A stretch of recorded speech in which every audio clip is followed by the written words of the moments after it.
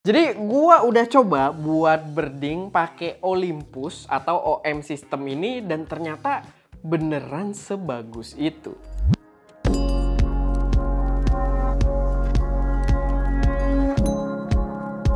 Halo semuanya, selamat datang di channel SM Media dengan gue Erwin. Dan pada video kali ini gue pengen bahas kamera mirrorless yang udah lama pengen gue cobain gitu ya. Ini adalah OM System OM1 atau Olympus. Ya ini akan membuat gue lumayan bingung gimana membawa videonya. Tapi dia udah jadi OM System sekarang, tapi kalian bisa lihat di sisi atasnya masih Olympus. Tapi ya ini adalah kamera flagship mereka, yaitu adalah OM1. Yang ternyata secakep itu pas gue coba buat pakai birding. Lalu gue harus kasih disclaimer dulu kalau video ini bukan video review komplit dari si kameranya. Balik lagi, waktu gue juga cukup terbatas nyobain kamera ini, jadi lebih ke mungkin kayak first impression, tapi first impression yang bener-bener kita pakai di lapangan gitu. Bener-bener first impressionnya ini gue pakai langsung buat birding atau hunting fotografi burung.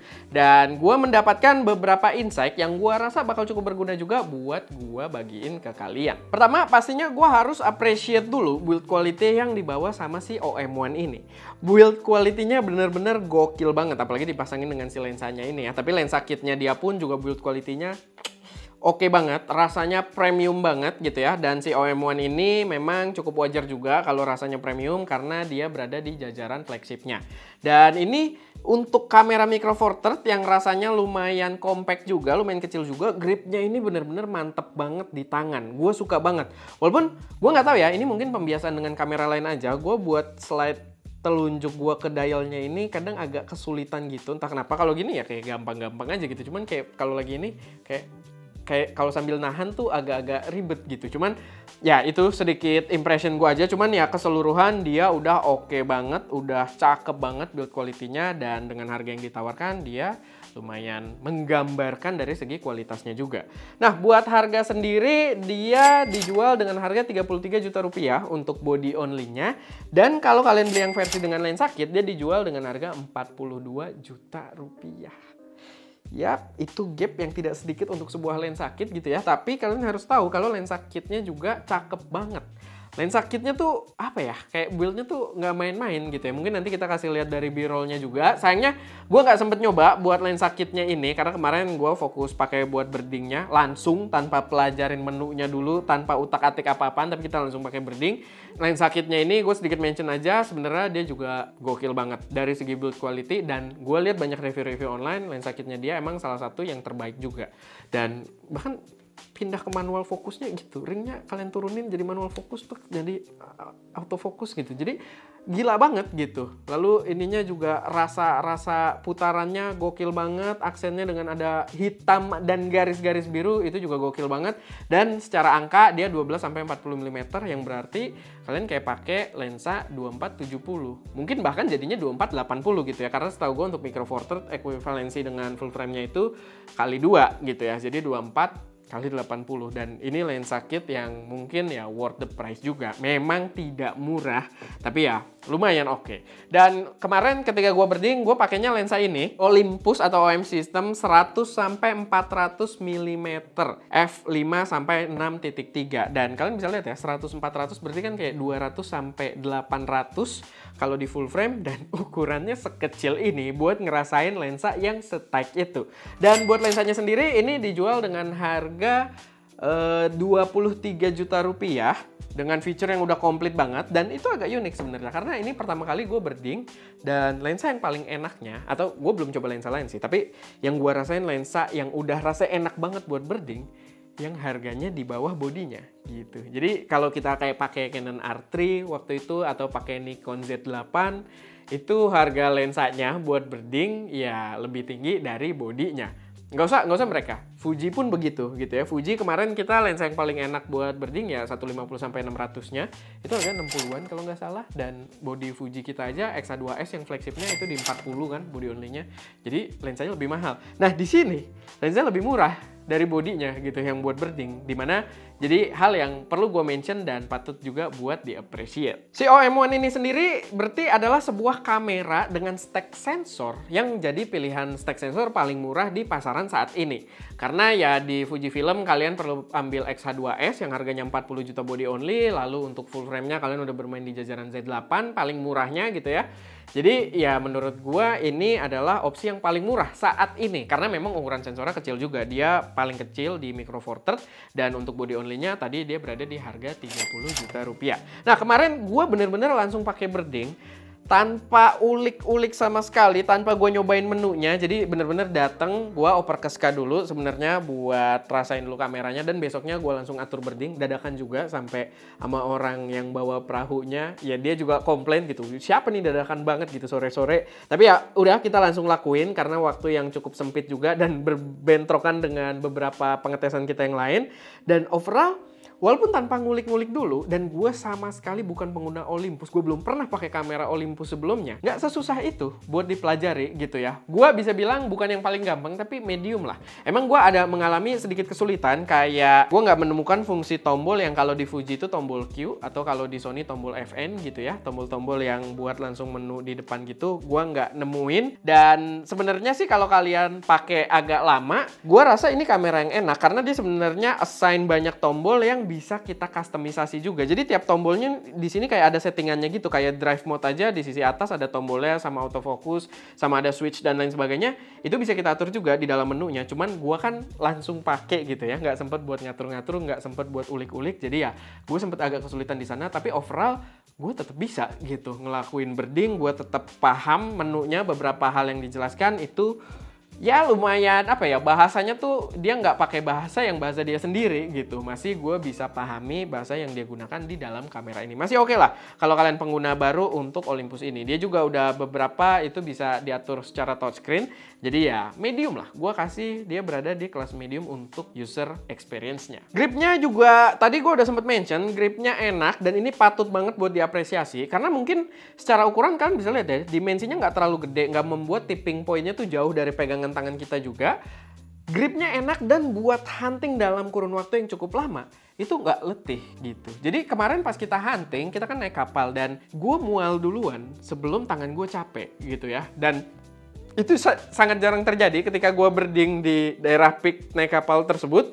Biasanya gue capek duluan gitu, baru gue mual lama-lama gitu. Nah di sini gue mual duluan karena ya kita serius buat berding di situ. Dan gue nggak merasakan letih, bener-bener enak banget. Gue ngejar-ngejar burung, gue ngeker-ngeker gitu kan, kayak sampai burung juga suka nyebelin ya, kayak asshole gitu, suka dia terbangnya gini. Jadi kita muter balik gitu, dan ya berkali-kali itu terjadi dan gue merasa dia sama sekali nggak bikin capek karena form factornya yang cukup kecil juga. Sama kamera ini udah menggunakan face detection autofocus (PDAF) dan dia juga punya sistem yang subject detection autofocus. Dia bisa track burung, dia bisa track bird gitu ya di dalam menunya, dan ketika dipakai itu sangat reliable. Dibanding waktu kalian boleh cek videonya ya, yang gua hunting pakai Z8 di pinggirannya Peak gitu ya, bukan naik kapal tapi di pinggirannya Peak. Itu gue ceritain juga, gue agak kesulitan buat autofocus ke burungnya. Tapi gue harus mention kalau waktu itu si Nikon itu belum keluar bird detection. Gue masih harus pakai animal detection gitu ya. Beberapa hari setelah itu baru tiba-tiba mereka ngeluncurin bird detection. Sayangnya gue udah cobanya sebelum itu keluar gitu. Cuman di sini udah ada bird detection dan hit rate-nya lebih tinggi dari waktu gue nyobain si Z8 dengan animal detection-nya doang gitu. Dan gue ngerasain ini enak banget. Gue nggak tahu ya, mungkin karena lensa yang gue pakai juga ya tight banget dengan si MFT ini, dengan ukuran segini doang gitu ya. Itu tight banget ke burungnya, jadi dia mungkin lebih gampang juga buat mendetek, tapi gue appreciate itu. Karena dari sebuah kamera Micro Four Third yang mindset gue, ya mungkin terbentuk karena Lumix yang masih pakai contrast detect gitu ya, dulu untuk kamera Micro Four Third-nya. Dan gue punya mindset, gue nggak bakal andelin autofocusnya, tapi ternyata di sini kepake banget. Autofocusnya cakep, ngejar banget, dan pergerakannya tuh juga lumayan halus ya. Cuman, ada cumannya juga. Autofocus si bird detection-nya ini nggak bisa gue nyalain di mode video gitu. Jadi gue berding kalau buat foto, cakep banget, enak, tapi buat video, subject detection-nya tuh grayed out di menu gitu. Kita nggak bisa pilih untuk nge-turn on si subject detection tersebut. Jadi ya gue nggak banyak ambil video di sana, dan video juga gue memang tidak expecting banyak karena secara spesifikasi sendiri dia nggak menjual spek video yang gimana-gimana. Dan memang concern awal gue kamera ini dipakai buat berding, dan buat berding jelas sangat memuaskan. Lalu karena dia udah stack sensor juga, ketika gua ngejar tadi hunting birdingnya itu, udah autofokusnya cepet, jepretnya juga kayak leluasa banget gitu. Mungkin file RAW-nya juga dia jadinya nggak terlalu gede ya, karena ukuran sensornya juga kecil, bukan file yang gimana-gimana. Kita memori juga cuma pakai UHS 2, SD card, tapi ngejepret tuh kayak enak banget gitu buat ngejar-ngejar burungnya. Jadi gua puas banget pakai dia buat birding, gua appreciate banget. Dan kalau berbicara soal kualitas, gue juga bisa bilang kualitasnya lumayan tinggi gitu. Pas gua datang itu 4:30 di sana, nyampe tuh 4:30, matahari nggak begitu kelihatan karena posisinya lumayan mendung juga. Jadi kalian bayangin aja mendung dan udah sore gitu ya, cahaya flat banget.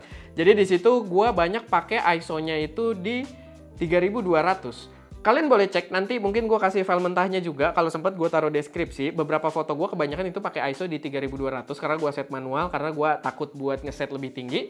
Tapi sangat proper gitu ya. 3200-nya masih sangat-sangat kepake, sangat proper, dan gambarnya tuh kelihatan cakep. Gue sempat posting, kalau kalian sempat lihat di community tab YouTube kita, foto burung yang berdiri di sampah, ya gue pasti kasih lihat juga di video ini gitu ya, berdirinya di tumpukan sampah sama batang kayu gitu. Dan gue bilang, tebak pakai kamera apa? Beberapa dari kalian nebak pakai OM1 ini, karena emang gue udah sempet teaser juga, gue bakal pakai OM1 ini buat birding. Tapi kalian bisa lihat di situ banyak yang komennya itu kayak curiganya itu pakai full frame, atau ada yang bilang warnanya Fuji banget dan lain sebagainya gitu ya. Jadi ya kalau dari hasil kalian nggak bisa membedakannya sejauh itu. Bahkan di videonya gue jelas-jelas, di postingan tersebut gue jelas-jelas foto yang sama gue cropping lagi lebih dalam ke pala burungnya. Dan itu masih kelihatan cakep. Emang kalau lihatnya dari layar monitor sebenarnya pas di posisi cropping itu udah kelihatan noise-nya gitu ya. Apalagi pakai ISO 3200 jadi lumayan kelihatan. Tapi maksud gue itu easy fix banget. Kalau kalian kayak pakai Lightroom sekarang udah ada AI denoiser yang intensitasnya bisa kalian atur, itu bisa easy fix banget. Dan gua nggak pakai di postingan yang community tersebut, dan untuk sosial media untuk dilihat di HP itu udah sangat cukup gitu. Dan gambarnya juga kelihatan bener-bener appealing, bener-bener cakep, dan gua sangat appreciate itu. Bener-bener memuaskan. Sama pemanfaatan stack sensornya tadi, dia itu sebenarnya bisa up to 120 frame per second untuk burst-nya, dan full bisa pakai file RAW-nya. Cuman gini, karena gue ngetesnya langsung di tempat, gue belum ulik-ulik secara menu gitu ya. Yang gue lihat di situ ada SH1, SH2. SH1 itu sayangnya bertuliskan kalau pakai SH1 kita cuma bisa pakai one shot fokus gitu ya. Fokusnya cuma di awal, abis itu ya dia jepret tanpa ngatur autofocus lagi. Jadinya gue pakai SH2 karena dengan SH2 kita masih bisa continuous autofocus. Dan SH2 ternyata selama gue birding di sana, ternyata yang gue pakai itu cuma di 25 frame per second. Tapi itu pun buat ngejar momen udah sangat-sangat cukup.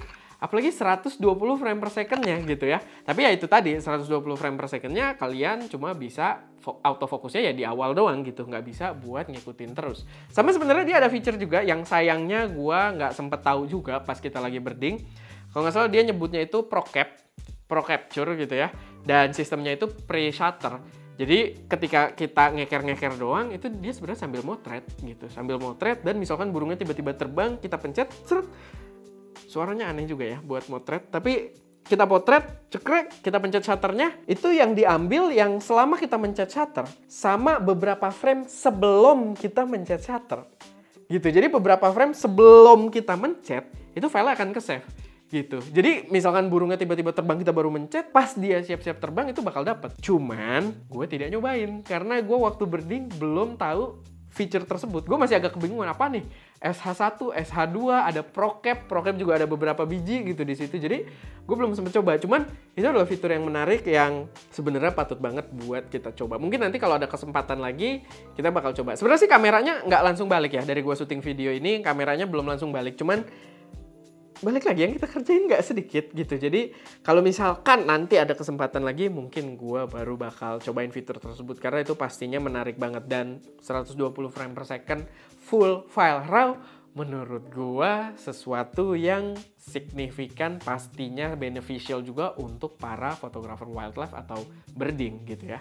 Sorry kalau bahasa gue agak kebelibet karena ya balik lagi gue by point aja, tapi ya itu banyak hal yang membuat gue cukup excited untuk menjelaskan soal kamera ini. Overall dari pengalaman gue yang cukup terbatas, ini adalah perpaduan sistem kamera terbaik yang pernah gue coba sejauh ini buat bird photography, buat birding. Tapi spesifik buat foto, karena Gue udah nyoba buat videonya juga, dia ada beberapa isu sih sebenarnya. Gue belum bisa dive deep banget buat jelasinnya, tapi gue mengalami beberapa isu ketika nyobain videonya gitu ya, kayak tiba-tiba autofocusnya nggak mau jalan atau apa. Gue nggak tahu ada switch mana yang gue mainin gitu ya, tapi gue udah kayak setting di continuous, dia nggak mau jalan gitu. Jadi buat video gue belum coba lebih dalam, tapi buat foto ini adalah sistem terbaik yang pernah gue coba. Perpaduan ukurannya yang mungil buat ngejar-ngejar burung itu enak banget, autofokusnya reliable buat ngejar kalian lagi birding atau mungkin wildlife nantinya gitu ya, sama kecepatan stack sensornya itu juga pastinya ngebantu banget gitu dalam kita mengejar foto-foto yang sangat ngejar momen tersebut.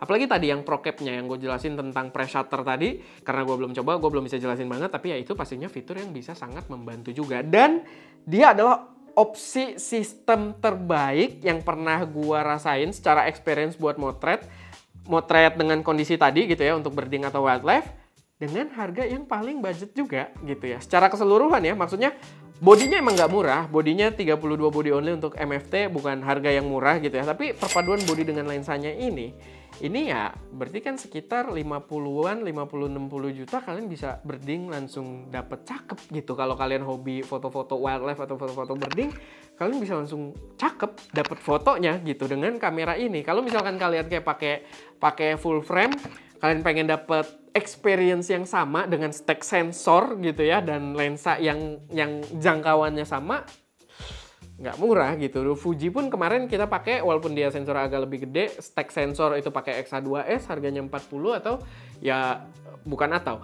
Dan kalau kalian pakai lensanya yang 150-600 harganya seinget gue 50-60 juta, ya lumayan juga gitu. Jadi ini opsi yang paling murah nih, digabungin cek masih di 60 juta dan dapat gitu. Dan secara keseluruhan mungkin ya balik lagi ke orang ya, kalau kalian yang bulky berotot banget suka dengan setup gede ya nggak masalah juga, tapi yang gua rasain signifikan juga experience-nya ketika gua hunting dengan kamera-kamera tadi dan dibandingkan dengan Micro Four Third kayak gini gitu. Gua baru ngerasain kenapa banyak orang yang hobi birding pakai MFT dan spesifik mungkin pakai Olympus, karena emang se-reliable itu gitu, dan secara value se-worth it itu. Tapi ya itu, semoga kalian dapat gambaran yang cukup jelas. Gua harap gua udah menjabarkan dengan cukup baik juga, dimana buat birding oke banget, cuman ya dari segi videonya gua masih ada beberapa kendala, tapi ya semoga bermanfaat gitu buat kalian yang kepo dengan produk Olympus. Di channel ini kita udah cobain yang ini buat birding, tapi kalau kalian kepo dengan produk-produk yang lain mungkin boleh tulis aja di kolom komentar, biar siapa tahu nanti dari Olympusnya bisa minjemin agak lamaan lagi gitu ya, lebih lama. Tapi ya paling itu aja sih buat OM System atau Olympus OM1 kali ini. So far oke banget, gua rekomendasiin banget kalau memang kalian concernnya adalah untuk fotografi burung atau wildlife gitu ya. Dan ya itu aja, semoga bermanfaat. Endingnya agak susah gitu, karena gue kayak masih banyak yang pengen gue ceritain, tapi kayaknya topiknya sebenarnya udah habis gitu. Cuman ya itu intinya, kamera yang memberi kesan yang cukup baik. Itu aja, semoga bermanfaat, semoga bisa jadi referensi buat teman-teman semua. Kalau ada koreksi, saran atau pertanyaan silahkan taruh aja semuanya di kolom komentar. Gue Erwin, di belakang kamera ada Ska, dan jangan lupa berkarya.